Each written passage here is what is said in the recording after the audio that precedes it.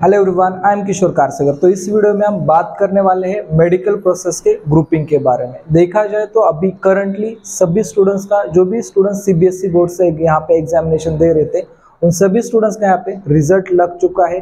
और आगे देखा जाए जो भी यहाँ पे स्टेट बोर्ड से, उन स्टेट बोर्ड का भी रिजल्ट यहाँ पे लग जाएगा। लेकिन जो भी स्टूडेंट्स अभी यानी कि 2024 में बोर्ड एग्जाम दे रहे हैं as well as NEET aspirant भी है, उन स्टूडेंट्स के लिए अगर मेडिकल एडमिशन प्रोसेस में पार्टिसिपेट करना है तो बोर्ड का एलिजिबिलिटी क्राइटेरिया क्या रहेगा या बोर्ड में उनकी ग्रुपिंग कैसी होनी चाहिए, तो ही वो स्टूडेंट्स यहाँ पे अगले प्रोसेस के लिए एलिजिबल हो सकते हैं। उसके बारे में हम इन डिटेल इंफॉर्मेशन यहाँ पे लेने वाले हैं। तो देखा जाए तो पहले हम बात करेंगे ग्रुपिंग क्राइटेरिया के बारे में। तो ग्रुपिंग होती क्या है?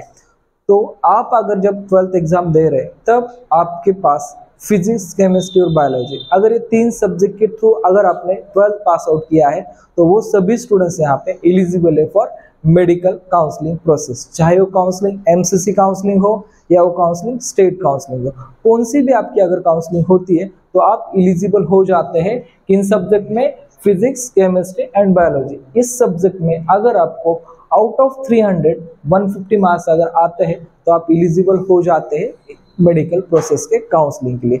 इसमें अगर देखा जाए आपका मार्क्स एक मार्क भी यहाँ पे कम आ रहा है तो आप इस प्रोसेस के लिए एलिजिबल नहीं रहोगे।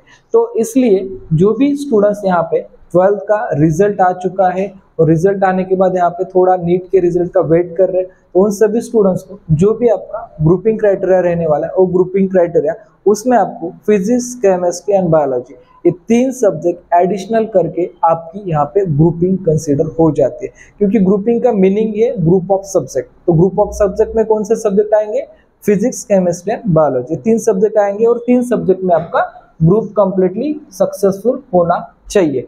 इसके साथ ही देखते हैं हम सब्जेक्ट वाइज यानी कोर्स वाइज, क्योंकि सभी कोर्स के मेडिकल सभी कोर्सेज के लिए ग्रुपिंग रिक्वायर्ड है क्या? नहीं है। लेकिन कुछ कोर्स ऐसे हैं जिनके लिए ग्रुपिंग कंपलसरी लगती है। उसमें एमबीबीएस है, बीडीएस है, बीएमएस है, बीएचएमएस है एंड बीयूएमएस, ये जो कोर्सेस है आपके, इन सभी कोर्सेज के लिए आपको ग्रुपिंग क्राइटेरिया कंपलसरी लगने वाला है। चाहे आपकी एमसीसी काउंसलिंग हो, आयुष काउंसलिंग हो या स्टेट काउंसलिंग है, कौन सी भी अगर आपकी काउंसलिंग में पार्टिसिपेट कर रहे हैं तो आपको ये तीनों की ग्रुपिंग होना यहाँ पे मैंडेटरी आप कह सकते हैं। उसमें देखा जाए जो भी स्टूडेंट्स यहाँ पे ओपन कैटेगरी से आते हैं, अगर आप ओपन से आते हैं तो आपके लिए यहाँ पे जो भी ग्रुपिंग क्राइटेरिया रहेगा वो रहेगा 50% मार्क का।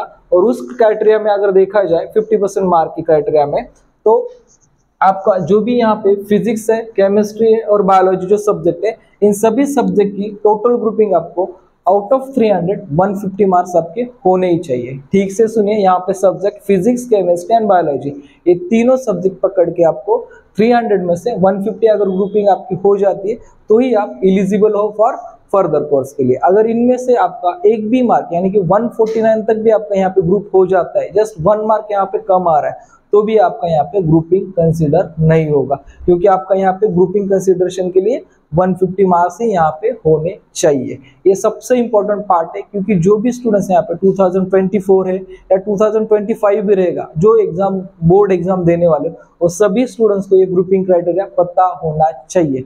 क्योंकि बहुत बार ऐसा देखा गया है कि स्टूडेंट्स यहाँ पे नीट का प्रिपरेशन है, जेई का प्रिपरेशन है, ये प्रिपरेशन तो ठीक तरह से करते हैं, एंट्रेंस एग्जाम भी अच्छी तरह से देते हैं, लेकिन उनका बोर्ड का प्रिपरेशन यहाँ पे ठीक तरह से नहीं हो पाता। इसकी वजह से कुछ स्टूडेंट्स को एंट्रेंस एग्जाम में अच्छे मार्क्स होके भी यहाँ पे थोड़ा सा ग्रुपिंग के लिए प्रॉब्लम हो सकता है। उसके साथ ही जो भी कैटेगरी से स्टूडेंट्स आते हैं, अगर देखा जाए सेंट्रल में एससी कैटेगरी है, एसटी कैटेगरी है और ओबीसी, इन तीन कैटेगरी के अगर स्टूडेंट्स यहाँ पे काउंसलिंग में पार्टिसिपेट करेंगे तो उनके लिए यहाँ पे ग्रुपिंग जो रहने वाली है वो ग्रुपिंग रहने वाली है 40%। ठीक से सुनिए, ग्रुपिंग रहने वाली है 40%। और 40% ग्रुपिंग में आपको यहाँ पे टोटली 300 आउट ऑफ 120 अगर मार्क्स है आपके, तो आप यहाँ पे सक्सेसफुली जो भी एमसीसी, आयुष और स्टेट काउंसलिंग है, इस सभी प्रोसेस के लिए फर्दर कोर्स के लिए यहाँ पे ज्वाइन हो सकते हैं। यानी कि आपका बेसिक एलिजिबिलिटी क्राइटेरिया यहाँ पे फुलफिल हो जाएगा।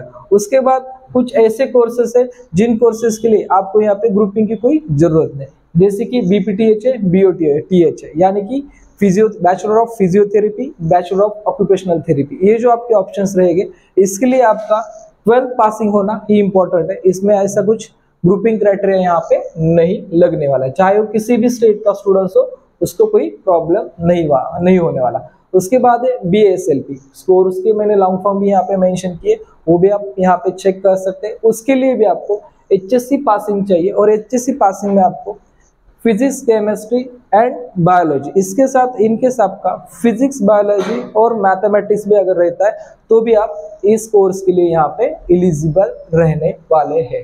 ठीक है, लास्ट वन इज आपको यहाँ पे देखा जाएगा BPO में ओनली आपका अगर ओनली पास आउट भी आप जस्ट पास आउट भी बोर्ड से तो भी आप इस कोर्स के लिए यहाँ पे एलिजिबल रहने वाले। इसके लिए ऐसा कुछ अलग से न्यू क्राइटेरिया नहीं, बस आपने नीट देना होना चाहिए और आपको यहाँ पे महासीटी सेल या MCC का जो भी जिस स्टेट से यहाँ पे फॉर्म पार्टिसिपेट कर रहा है उस स्टेट का रजिस्ट्रेशन होना चाहिए, ताकि आप इस प्रोसेस में एलिजिबल रह सको। ठीक है।